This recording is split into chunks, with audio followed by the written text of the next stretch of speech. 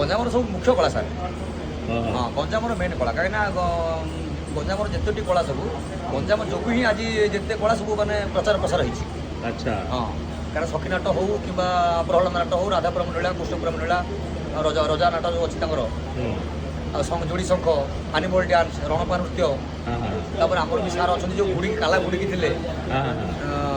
ସାର୍ଙ୍କ ନାଁଟା ମୁଁ ଭୁଲି ଯାଇଛି ସାର୍ଙ୍କ ନାଁଟା ଆମର ସେ ଭାଟକୁମଡ଼ା ସାର୍ଙ୍କ ଘର ଆଜ୍ଞା ପୁରସ୍ତମପୁର ଭାଟକୁମଡ଼ା ପାଖରେ ଗଞ୍ଜାମର ତ ମୁଖ୍ୟ କଳା ସବୁ ତକ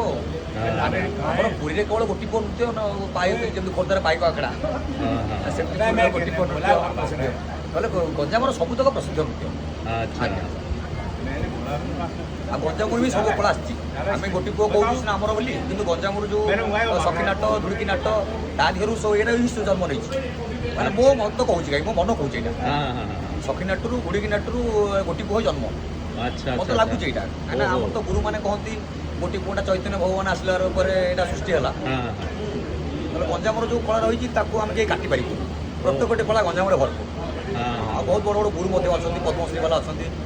ଜଣେ ଭଗବାନ ସାହୁ ଜଣେ ଅଛନ୍ତି ପଦ୍ମଶ୍ରୀ ସେ ସ୍ୱର୍ଗତ ହେଇଗଲେଣି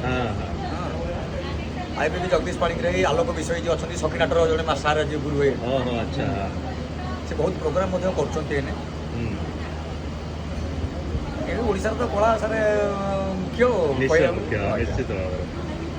ସେଥିରେ ବେଶୀ ହେଲା ଗଞ୍ଜାମ ତାପରେ ଖୋର୍ଦ୍ଧା ଆମର ପୁରୀ ଆଉ